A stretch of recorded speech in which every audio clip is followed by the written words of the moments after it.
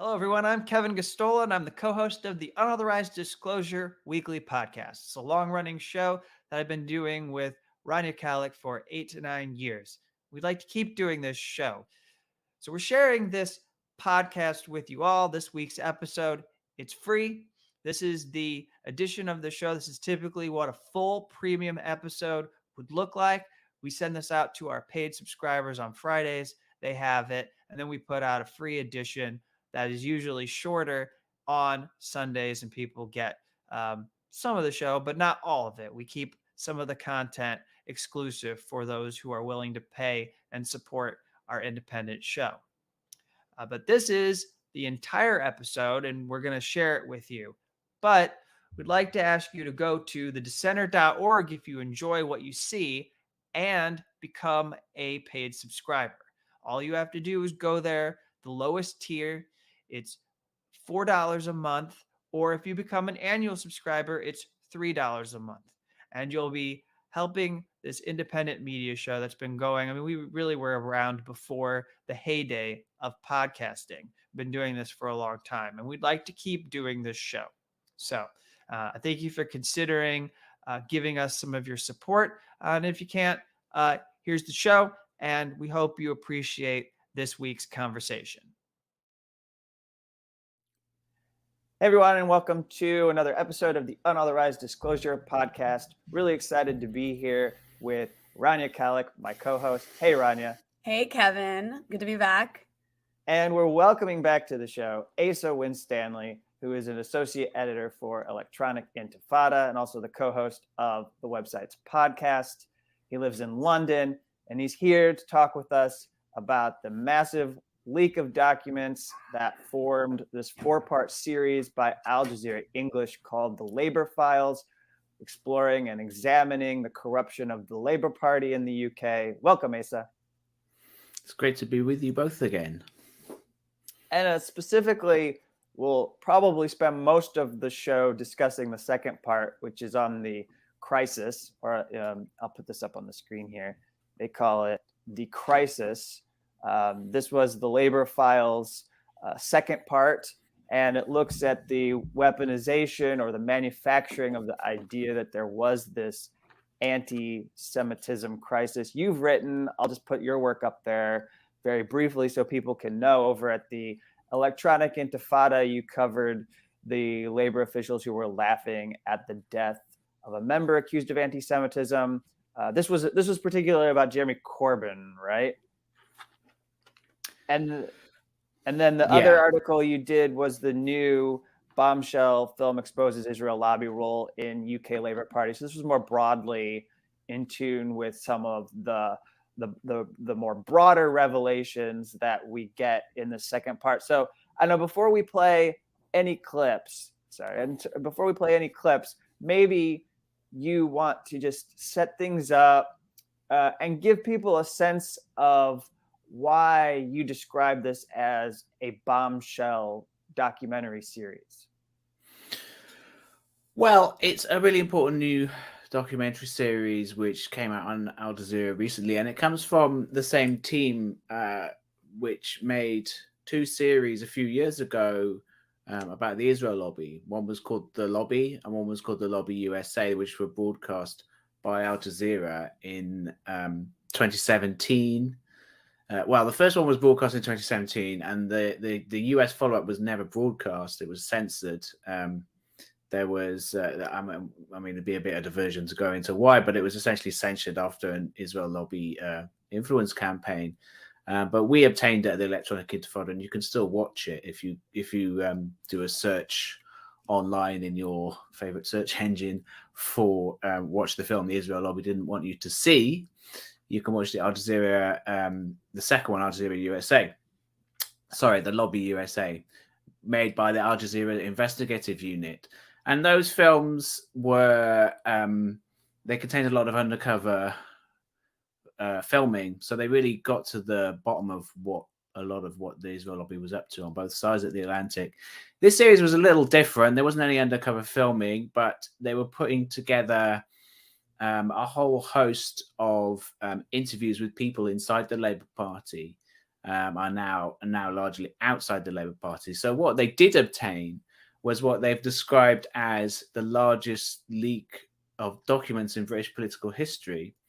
And they say they've obtained 500 gigabytes worth of Labour Party documents. So it's a massive leak. And it's a massive, it's something you'd think the Labour Party would want to address, but they're kind of, at the moment, they're ignoring it publicly. So far, they haven't really commented except in the most broad terms. The British media is really quite pathetic and has not mentioned it at all, or there's been almost complete silence about it. Yeah, I mean, it's a really important documentary in terms of what it shows of the depths that the Labour Party went to, the Labour Party bureaucrats and the Labour Party MPs, to really sabotage Jeremy Corbyn, to sabotage the chance of having a socialist prime minister in charge of Britain, like a moderate social democrat in charge of Britain. And they really did their best to sabotage him, to even stop him becoming the leader in the first place. And this really it lays out a lot of that story.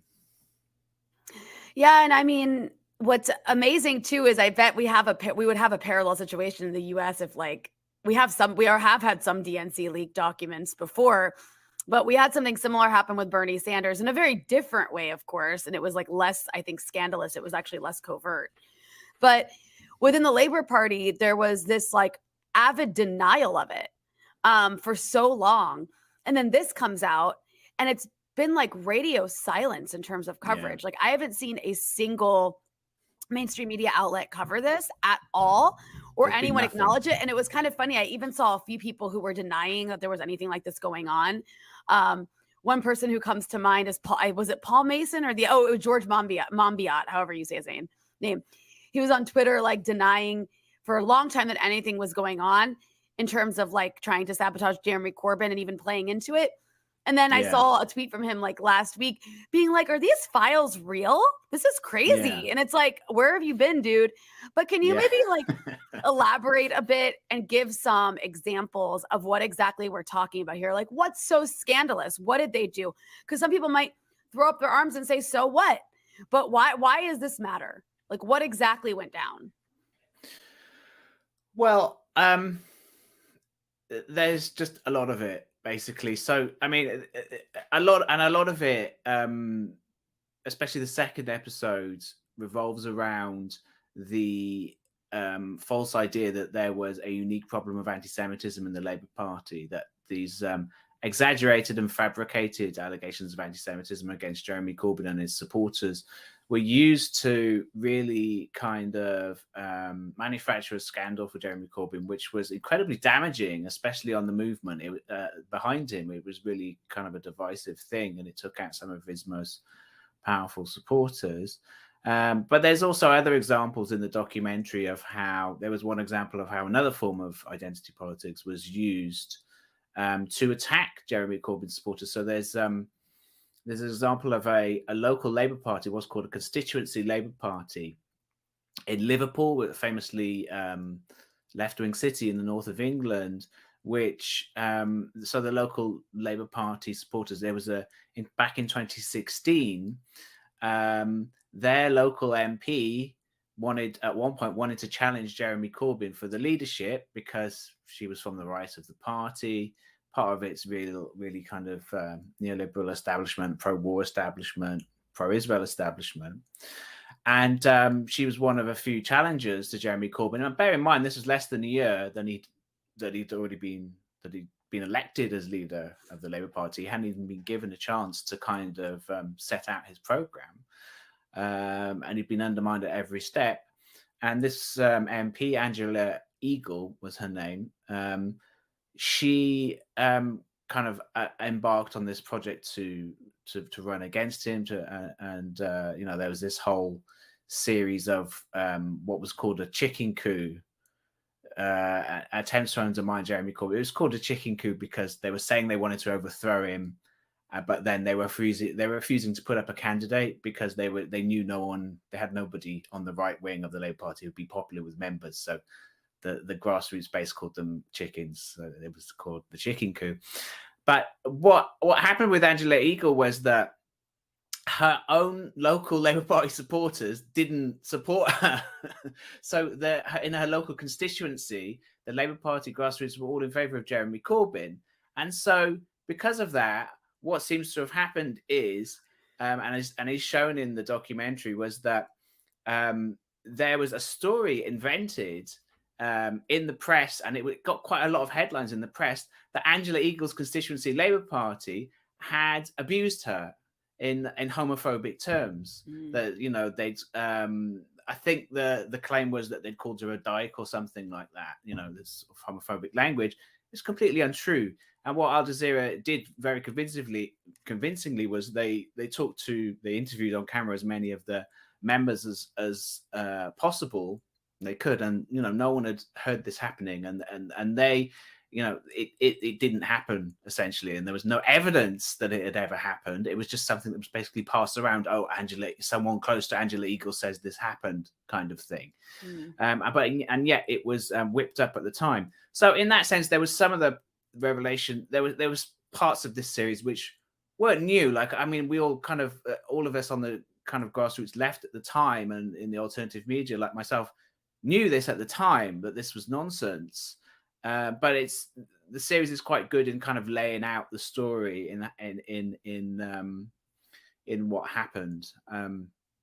So that's just one example. But there's a whole bunch of new specifics that it gets into, that we do learn things.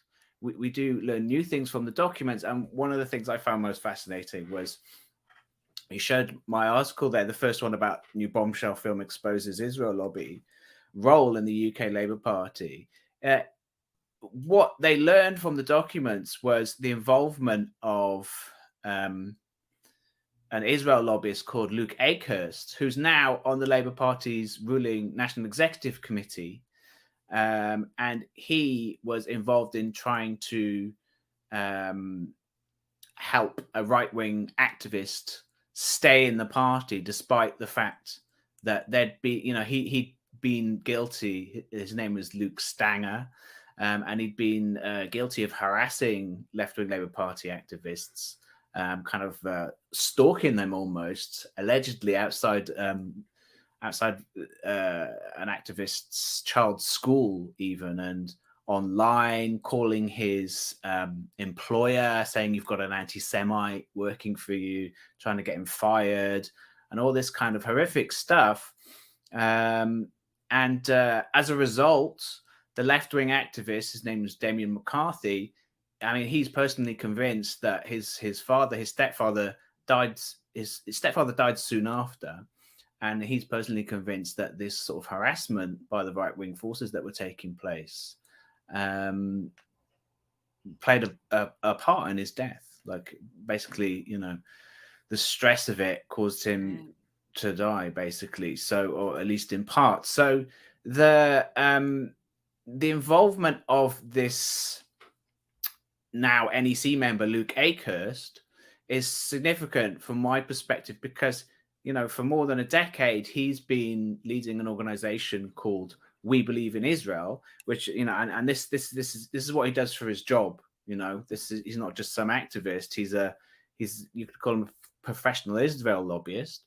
This organization, We Believe in Israel, they run things like their most recent notable campaign was they ran a campaign calling for Spotify to delete the music of Loki, the British Iraqi rapper, pro-Palestinian rapper, just to have his music deleted altogether. And they do things like that. And so this is the Labour Party's internal Israel lobby. And what the Labour file leaks show, that he had actually written a letter in defense of Luke Stanger, this abusive right-wing local activist in Brighton. And Luke Stanger's, you know, campaign of harassment against left-wingers had led to him being suspended. You know, he was so extreme. For once, someone from the right was suspended. Very rarely happens, but it happened in his case. And he wrote a letter in his own defense to the Labour Party. And what Al Jazeera showed was that the metadata on that letter, which they obtained, revealed that it was actually written by the other Luke, by Luke Akehurst, the Israel lobbyist. And also Stanger's lawyer, apparently pro bono lawyer, was Mishcon de Reya. Mishcon de Reya is essentially is a super expensive law firm based in London, which was Princess Diana's divorce lawyer. So, you know, this guy apparently he's unemployed most of the time, Stanger, or he's only worked in low-paid jobs, and he's a Labour Party activist in his spare time. Clearly, he couldn't afford this lawyer. So the lawyer was acting in a pro bono fashion. Well, who else does this lawyer work for? Israel. Mishcon de Reya is the State of Israel's preferred lawyer in London. They've done things like working for Ariel Sharon in the past.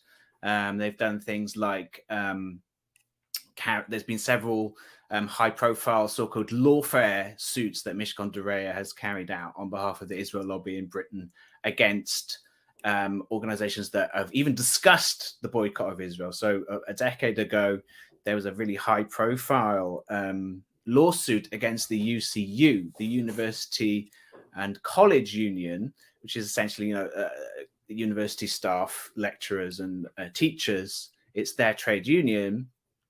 There was a discussion at one point of the concept of the academic boycott of Israel. Didn't go very far because there was this massive lawsuit against them in which Mishcon de Reya played a large part. So, you can see kind of the ties at play here. And I think the series did a fairly good job of bringing out a lot of this. I have some clips. So what if we play the first part here? I broke it up into two just to make it more manageable. So we'll play this first part, and then, Rania, Asa, you can react to it, and then we'll close the loop. This is the BBC ran this documentary, which you can describe more. But I think it was, is the Labour Party anti-Semitic? Or I think that was pretty much the title of the documentary. And so this is the clip from the Labour Files Part 2 that gets into an element of it that was fabricated, entirely fabricated. In 2016, Labour Party member Helen Marks is interviewed by party officials as part of an investigation into her local constituency Labour Party. We'd been accused of anti-Semitism by a member of the CLP, who was also a councillor. I felt it was a totally outrageous accusation. What he was doing was equating criticism of Israel with anti-Semitism. My father lost all his family during the Holocaust. His parents were rounded up and killed either in the Warsaw Ghetto or taken off to a concentration camp. Rika Bird attends the interview as a witness, what's called a silent friend. Both women are Jewish. 3 years later, Panorama, the BBC's longest-running current affairs programme, broadcast a damning film. Do you think Mr. Corbyn is anti-Semitic? I've been asked that a number of times, and you can tell from my pause that it's still a question I struggle with.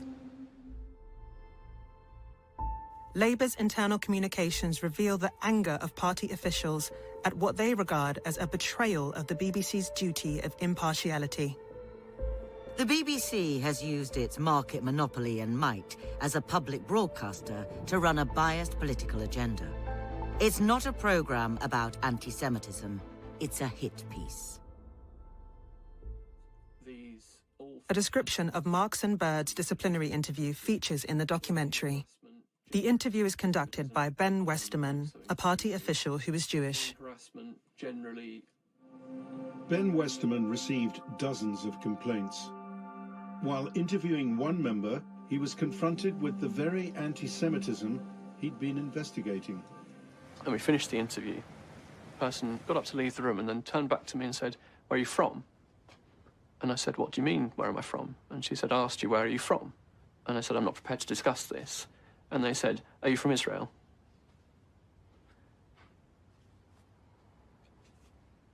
What can you say to that? You are assumed to be in cahoots with the Israeli government. It's this obsession with that just spills over all the time into anti-Semitism. So that's the first part. And then should I just go ahead and play where we see that that's just a load of shit that Ben Westerman was feeding the reporters. Rika Bird speaks to Westerman at the end of the interview. When he says, where are you from? Are you from Israel? That's an absolute lie. I didn't say that. With Westerman's permission, the two women record the interview. The full recording shows what actually did happen. Curious because I haven't been in the Labour Party very long, and I've certainly never been to anything like this informal interview before. So I'm just curious about, like, what branch are you in? I don't think that's relevant. Okay. I hope that's okay. I don't think where I'm from is at all relevant to the investigation. I did ask Westerman, what branch are you from? Meaning what branch of the Labour Party, because it was a Labour Party internal investigation. The word Israel never came into the exchange between me and Westerman. At the time, I could hardly believe it, but I actually feel very angry about it now, because I feel it's so trivialising what is a really important issue. Oh my God, that's so absurd. So he just blatantly lied. That's what it looks like. Yeah, I mean, it's interesting because this is an aspect of the film, again, which isn't entirely new, but it's great that Al Jazeera brought it out because even at the time, I mean, I wrote 2 articles about the Panorama documentary at the time they came out, kind of quick response pieces. And at the time, it was obvious to me as someone who'd been reporting on the issue for, 3 or 4 years by that point, that it was a crock of shit. Like we can swear on this program, right? Yes. Yeah, absolutely. Yeah. I did.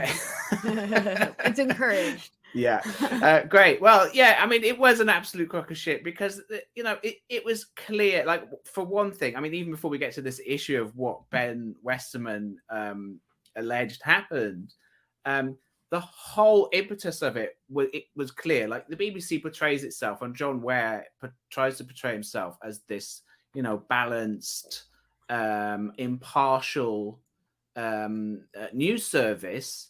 And it actually has a legal obligation, supposedly, to be that. But it was clear that it had a political agenda from the start, just from who the people talking on it were. So, like, the very first face that appeared, I mean, I remember it just sitting down to watch it. The very first face that appeared on screen was a former political officer at the Israeli embassy. Her name was Ella Rose. She was a director of the Jewish Labour Movement, which is this pro-Israel group within the Labour Party. Through the early period of the Jeremy Corbyn leadership, she had been recruited by other Israel lobbyists out of the Israeli embassy to lead the Jewish Labour Movement, to give it this kind of... she was quite young at the time, I think in her early 20s at the time, early to mid 20s at the time.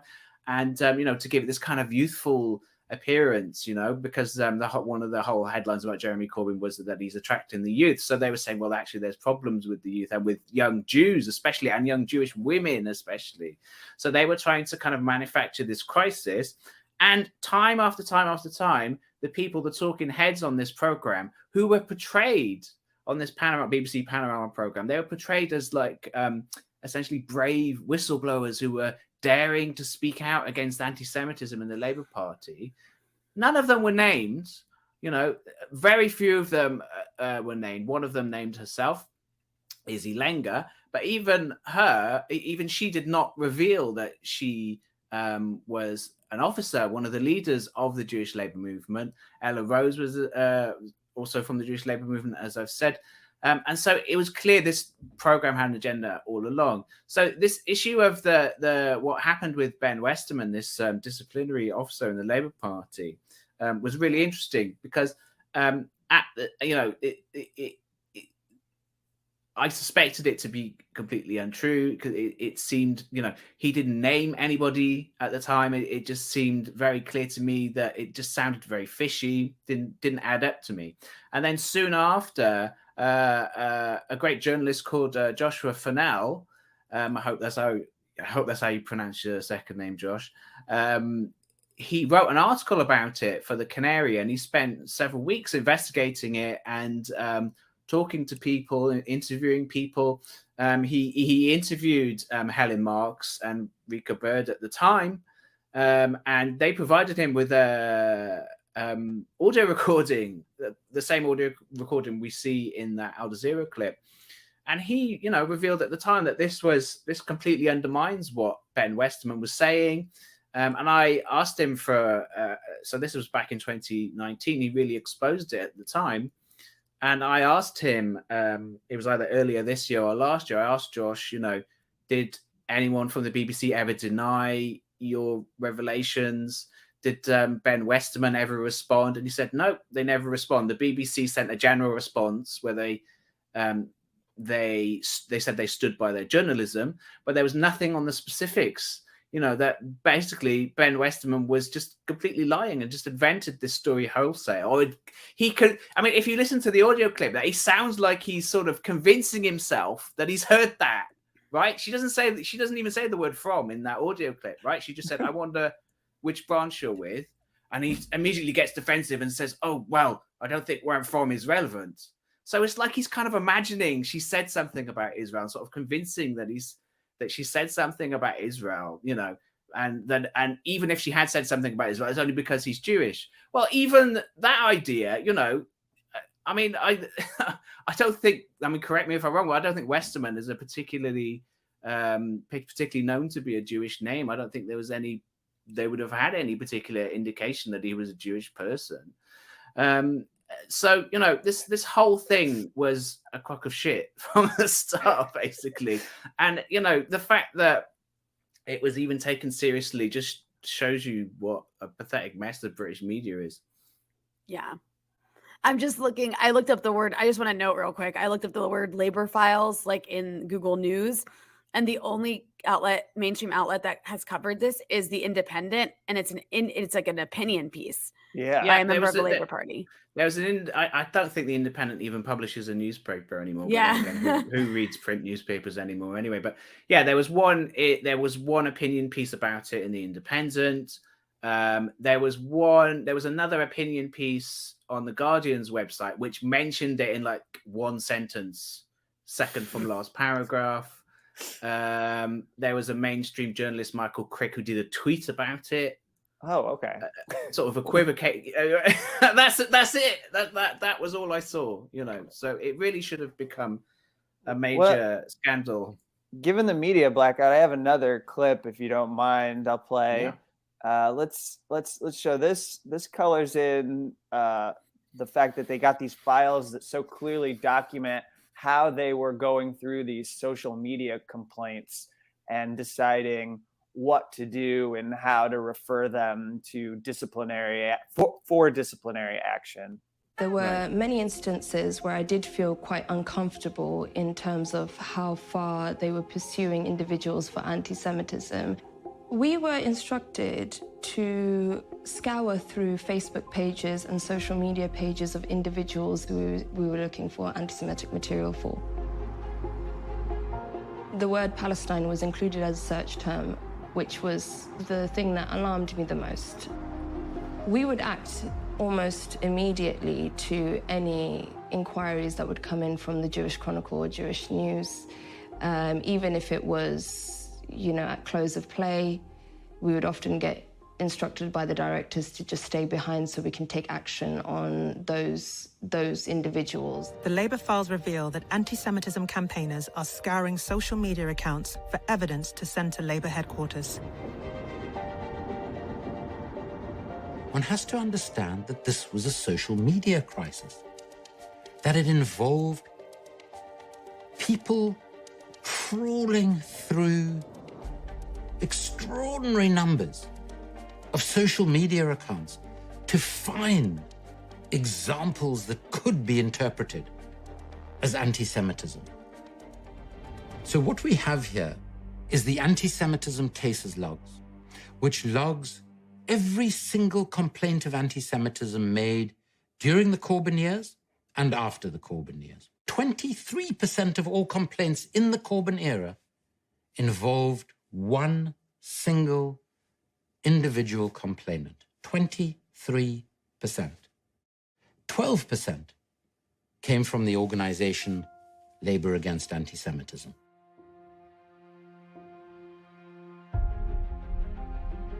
Labour Against Anti-Semitism is a collective of party activists.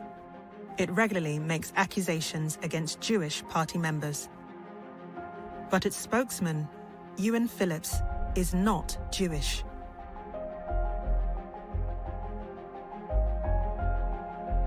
The Labour files show that Phillips writes to the party's disputes unit using a pseudonym that appears Jewish. David Goldstein. On one occasion, he uses his real name. Thank you, Ewan. He hastily corrects himself. I meant, thank you, David. Labour Against Anti-Semitism does have a Jewish advisor. Whether Jeremy Corbyn is an anti-Semite or not, he just has too many anti-Semitic associations, too many terrorist associations to be able to be trusted in Downing Street. Jonathan Hoffman at one time demonstrated alongside the English Defence League. Now, he's on mainstream TV news. From Jewish Voice for Labour, and Jonathan Hoffman, who is a consultant to the Labour Against Anti-Semitism group. Thank you both for joining us. It's absolutely not satisfactory, and the issues between the Jewish community and between Labour and anti-Semitism, which I represent, and the Labour Party will go on after today. Amazing. I had to laugh when I saw the thing about David Goldstein. Sorry, I meant Ewan. It's amazing. I had to share that moment. And it seems like there are potentially thousands of examples of that in these files that, Al Jazeera had to put together this documentary series. Yeah, I mean, it all chimes with what I was reporting and what, many people on the left experienced during the Corbyn years. The thing where this whistleblower, Halima Khan, who's a former Labour Party staff member who was responsible for disciplinary measures, expelling Labour Party members, quite often for alleged anti-Semitism. The thing where she says we were instructed to stay late if we got, an email from the Jewish Chronicle or the Jewish News, both quite right-wing newspapers. I mean, incredibly right-wing newspapers. I mean, for all their political issues and political problems, I think, for your viewers and listeners, a basis of comparison, I think generally speaking, although there is examples of right-wing Jewish press in the US, I think Jewish community newspapers and websites in the US are generally known to be quite liberal. Like things like the Jewish Daily Forward. There's probably, there's an exception in the issue of Israel, certainly, but nonetheless, generally politically liberal.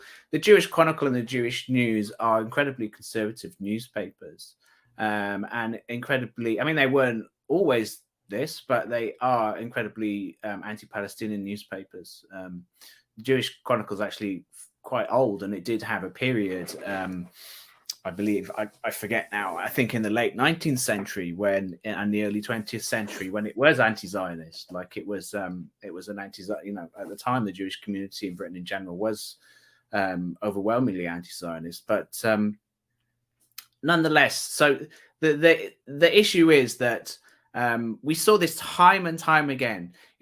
The Jewish Chronicle and the Jewish News quite often, or sometimes if it was higher profile, just a general right-wing newspaper, would have something fed to them from one of these pro-Israel groups like I mean, like so-called Labour Against Anti-Semitism, which sprang up in the Corbyn years, which was not really a group. It was just a few people, right-wing Zionists who were basically infiltrating the Labour Party, essentially. These people like David Goldstein, Ewan Phillips, and Jonathan Hoffman, who is a convicted criminal, was convicted of harassment for targeting a Palestinian protester in London in 2019. These people would often, trawl social media. They seem to spend all day doing it, all day, every day, just trawling social media, looking for anyone that they could remotely associate with the Labour Party or Jeremy Corbyn, or just someone who had said something positive about Jeremy Corbyn.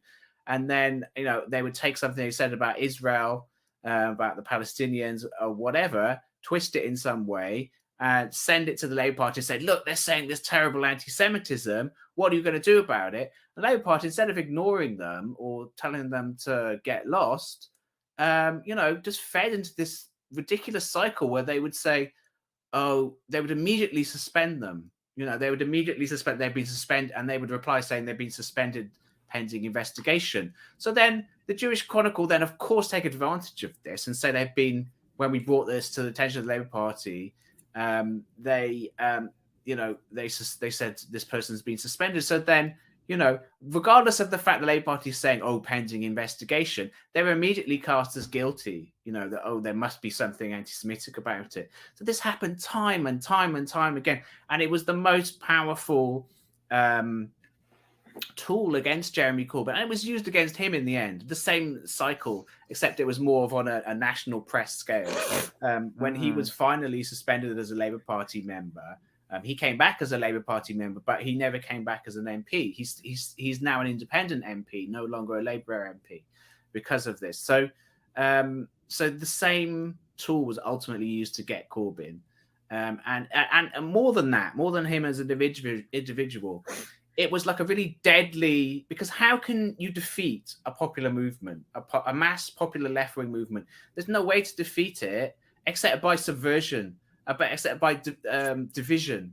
And this issue was used to divide the left, because unfortunately there were parts of the left who bought into this narrative, especially people like the leader of Momentum, John Landsman, people like Novara Media, the supposedly literally communist website, which actually really bought into this lie and are now trying to recuperate some of their reputation because they know it's damaged with a large part of their audience. They really bought into this, and it divided the left, because then you could have people.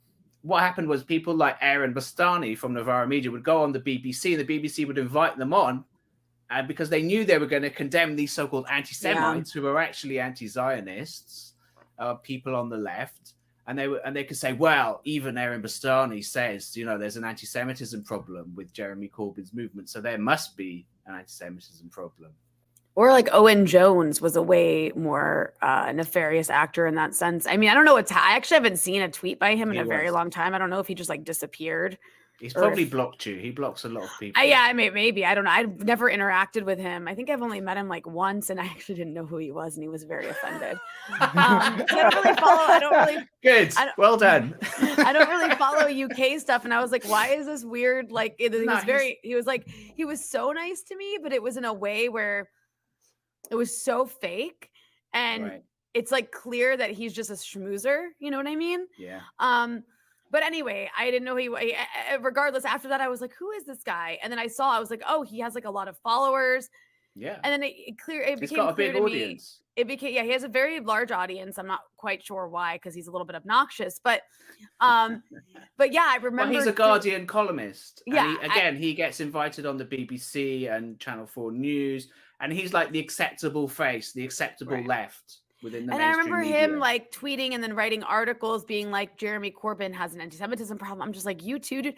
He also would like constantly be trying to support like normalizing with Israel and like these sorts of things, but then claiming he still stands with Palestinians. So like just trying to play both sides of it, like very clearly. He's incredibly opportunist. Yes. Like he is absolutely a grifter. He, he's got 1 million followers on Twitter, so he's not someone you can dismiss. He has an audience. Right. He's got a Guardian column. He's now got his own YouTube channel, which I think is supported by Patreon subscribers. So he's got a big audience. Yeah. And he was very damaging as well. You know, he was even worse than Novara Media. My most recent article, I wrote several articles about his role in this over the years, and I think the first one on this issue was I was quite, you know, at first I was quite kind to him, and I just sort of, in an almost neutral way, I tried to just say, look, this is what he's doing. In 2017, I wrote an article about how he was being used by the Israel lobby because he agreed to go along to the JLM, to one of their JLM, as I mentioned before, the Jewish labor movement, to go along to one of their meetings about the so-called problem of anti-Semitism on the left, the problem of left-wing anti-Semitism. And, you know, he was trying to, he was joining them in this, and I explained that, and he sort of went ballistic after that, and he was not happy about that.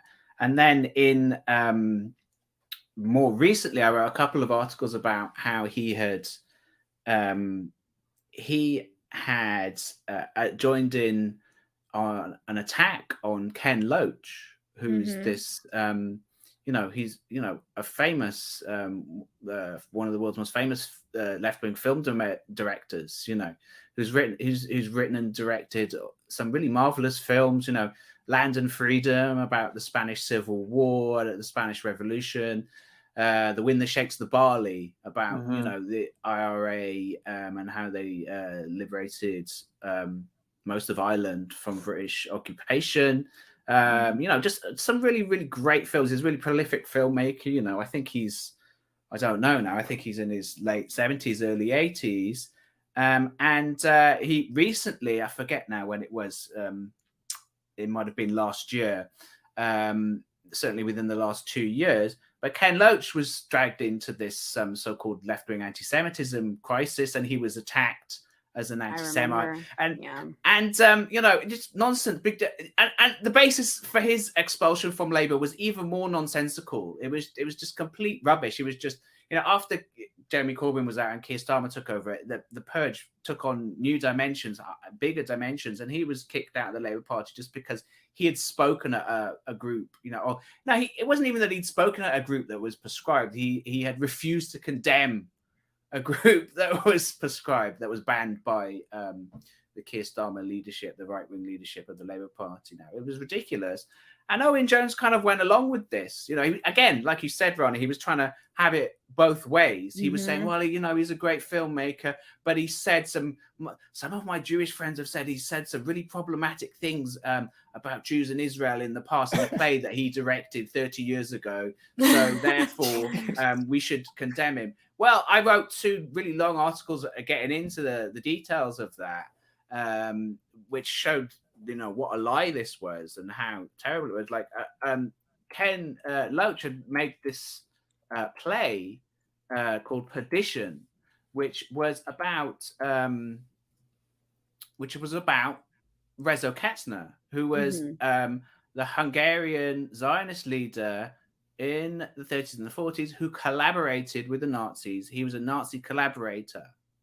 Straight up, he was a Nazi collaborator. He was put on, you know, his reputation was effectively put on trial in Israel in the 1950s. And he was, you know, he wasn't put on trial for collaboration, because if he was, he could have been executed. But there was, I mean, I don't have time to get into the whole thing, but essentially his reputation was put on trial in a libel trial, and he was effectively found to have collaborated with the Nazis. And you know, this is a very well, and the play was based on that. You know, it was based on that episode in history, and this was Ken Loach's play, and it was kind of banned really at the time. Like, it was the Zionists launched a campaign against it. The Royal Court Theatre was going to show it, and then it was essentially banned, and it had to be shown somewhere else. And so, you know, I wrote a couple of articles about that, and how, you know, the really poisonous role Owen Jones played in really condemning Ken Loach. And effectively what Owen Jones wrote a response to my article. It was a really weird response. He wrote it on his blog. He didn't even write it for The Guardian. I guess, you know, it wasn't even good enough for them. Well, the Guardian's definitely not going to give you clicks. So yeah, well, they wrote he wrote this response. Owen Jones wrote this response to my first piece. It was weird. He wrote it on his Medium blog. So he wrote half of it, and then the rest of it was like purportedly, a debunking of what I'd wrote. But it was anonymous. He said, this was written by one of my Jewish friends who wants to remain anonymous. What? It was really strange. But what he was saying was whoever had written this it was a load of rubbish. It was just basically trying to vindicate Rezo Katzner, a Nazi collaborator. So Owen Jones was defending a Nazi collaborator. That's the depths that these people will go to really maintain the status quo effectively. Uh-huh. All right, so just to bring it back to the labor files and end on something, I've got a quick 2-minute clip, and then we'll give you the final words. But I wanted to make sure we fit this in here about the Labour Party fixating on Muslim infiltrators. I just found this to be rather stunning. Everyone in the party welcomes the new members. We are a borough which is 100% Labour borough, but there wasn't enough representation of the Muslim community, especially Pakistani community. All the Labour Party leaders was from the white members of the community. Pre-2016, the Labour Party was quite small in Newham, and meetings were even smaller. So people had positions. I think it became, for many of them, like a social club. A factional battle breaks out based on racial lines. A regional party organizer, Carl Morris, complains about Muslim community leaders. Morris and Amy Fode have been concerned about South Asian members. Amy and I were alerted to a gathering of predominantly Asian men on the pavement. Several Asian party members are congregating, waiting to attend the party's annual general meeting. Carl states that he was alerted to a group of Pakistani men. So Amy Fode decided to take a photo of these individuals. I felt that that was completely inappropriate. Morris's complaint continues. The events on Thursday validate earlier information about a coordinated attempt to infiltrate in Newham by the Pakistani community. This is a toxic combination, and it makes an early freeze date for the selection process of local council candidates for the 2018 municipal elections essential. It was quite clear to me that there was something insidious going on. Carl Morris states explicitly that he fears Newham is being infiltrated by a number of Pakistani men. Something that I saw as clear-cut Islamophobia. So they weaponized the anti-Semitism issue, and then also the Labour Party, as you see from the series, is a pretty clearly racist and Islamophobic party. Yeah, I mean, this is the thing with the Labour Party, right? Like, so much of what they say about their enemies is just pure projection. They were saying that, and the mainstream media was saying that, Jeremy Corbyn supporters are all thugs and racists, and they're just trying to purge the Labour Party. The exact opposite was true. I mean, to a fault, even Jeremy Corbyn, if anything, his fault was that he was too nice, and he was too accommodating. And it was his enemies who wanted to purge the party. And the evidence of that is that they're doing it now. The Labour Party has lost somewhere between 100 and 200,000 members since Keir Starmer came to power, took over from Jeremy Corbyn, based on a complete lie. His platform, he reneged on his entire platform. It just shows that the Labour Party, right, are just a bunch of racists, a bunch of imperialists. Yeah, I mean, and this is the ironic thing. Like, there was this really annoying platitude that happened during the Labour Party, during the Corbyn years, so much where these people in the mainstream media and on the Labour Party right, especially Labour MPs, would say, "We have a this once proud Labour Party where, we've got this long history of anti-racism and standing up for people. It's now being besmirched by Jeremy Corbyn and his anti-Semitic hordes. It was the exact opposite of the truth. Like, the Labour Party has always been a racist party in every way. Right. It's always been a racist and racist and imperialist party. And it wasn't just an imperialist party in like an abstract way of saying, oh, well, I support imperialism. It was literally, Labour Party during the late 40s and the 50s and the 60s was leading the world's biggest empire. Albeit it was in decline at the time, but they were leading, and they were the British Empire, and they were involved in some of the British Empire's worst atrocities in the dying days of the empire. Yeah. And this is the kind of party it was, and that this record of racism actually includes anti-Semitism as well, actual real anti-Semitism against Jews, rather than fake confected anti-Semitism, which is actually criticism of Israel. There's some really obnoxious, like if you look at some of the Labour Party's early leaders, that the infamous Prime Minister Ramsay MacDonald, who was on the right of the party and split the party and joined in a coalition government ultimately with the Conservatives. Ramsay MacDonald, for example, was a big Zionist. He supported Israel, and he was an anti-Semite. So his support for Israel was seems to have been based on the idea that the Jews, quote unquote, would get out of Israel, would get out of Britain and would go to what was then Palestine. That's where a lot of the support for Zionism comes from. And I've got his book. He wrote a pamphlet called A Socialist in Palestine, which came out in the late 20s, early 30s. I've got a quote from it here. He says, he describes, I'm kind of hesitant to read it out because it is just the most disgusting anti-Semitism, which he really spews in a way to kind of defend Zionism. And he's saying,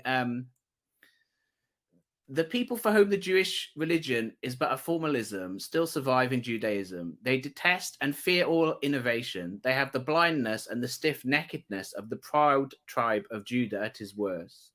Okay,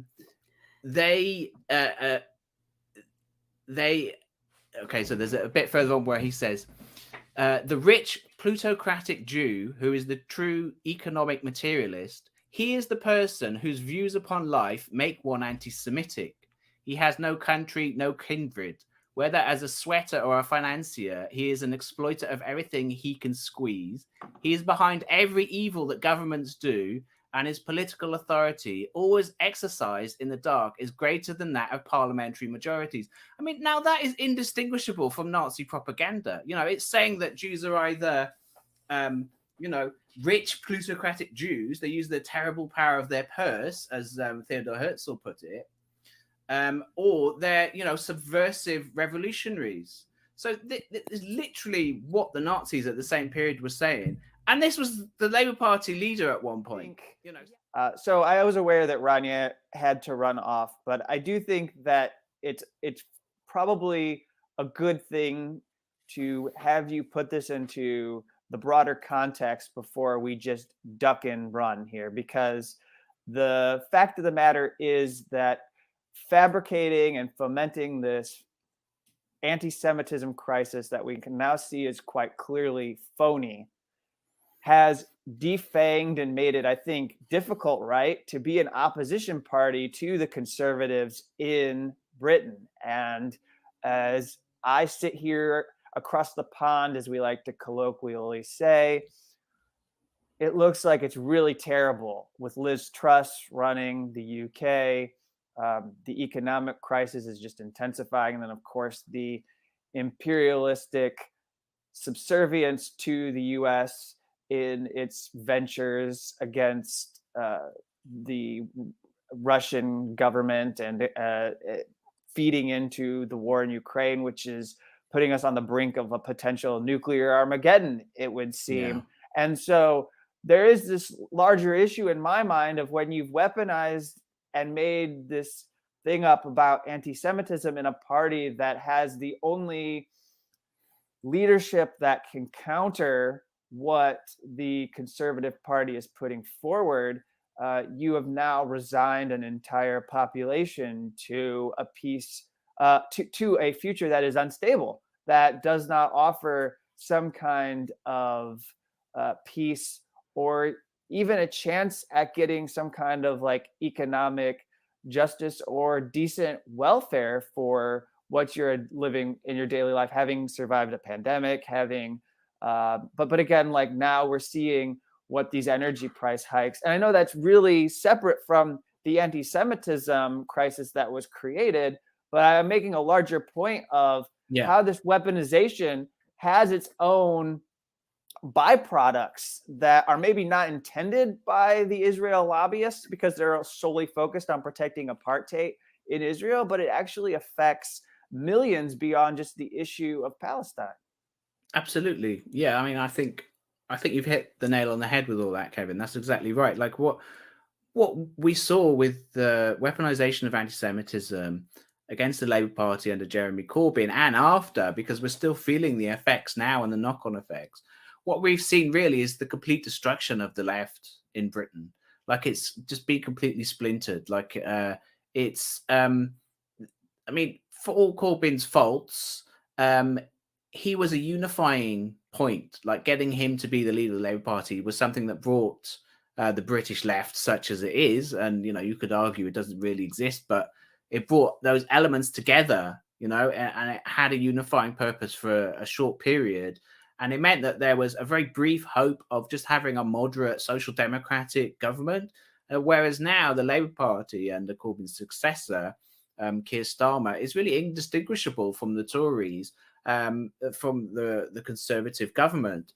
And so, you know, their actual policies in many ways are not going to be any different, albeit increasingly capital and the mainstream media is appearing to see the Labour Party as a more efficient manager of the capitalist system and more effective manager of the capitalist system, because the Labour Party, especially in its international policies under Keir Starmer, is definitely indistinguishable from the Tories. Like, there was one example which was brought up in the Labour Files series, which was new to me in terms of the specific document, but they showed a document of minutes between the Board of Deputies of British Jews, which is this pro-Israel lobby group in Britain, which admits in its internal documents, if you look, admits that it coordinates its activities with the Israeli military spokesperson and with the former Israeli Ministry of Strategic Affairs. So this is a pro-Israel lobby group which coordinates with the actual Israeli government. Board of Deputies of British Jews in these minutes was having a meeting with Labour Party shadow ministers, in which it stated, the board stated that it urged the Labour, if it took over government, to support the Tory government's proposal for a ban on the boycott of Israel. So the Tory government, Liz Truss's predecessor, Boris Johnson, has repeatedly threatened to bring in a law which would outlaw public bodies and would ban public bodies from divesting from companies, from either Israeli companies or other companies which are invested in some way in or complicit in some way with Israeli occupation in the West Bank and of the borders of the boundary lines of the Gaza Strip. You know, it would be illegal, or it would then somehow there'd be legal consequences of divesting from those companies and supporting Palestinians, basically. And in these minutes, the Board of Deputies is urging the Labour government, when you come into power, don't reverse this. And now, in opposition, you should not be opposing this law. At the very least, you should abstain. And so, in the minutes revealed by this Al Jazeera leak, Steve Reed, the shadow Labour minister, who would come in under a Labour Party government, he promises to go along with that, essentially. So, you know, it shows that it's just another example of how Labour Party's policies are, you know, indistinguishable from the Tory leadership. All right. Well, let me put this back up here for everyone, and we just flashed it. But this is Asa Winstanley's Substack. You could sign up for his newsletter. But you're also, as we mentioned earlier, a contributor at the Electronic Intifada, and you co-host the podcast for the Electronic Intifada's website. Yeah, and all my stuff goes out on my Substack, so you can get all my EI investigations, my podcast, so it all goes out there. All right. Well, it was great talking with you, Asa, and we'll have this shared around. And we thank you for coming here to make sure people could understand a bit more about these leaked files that hopefully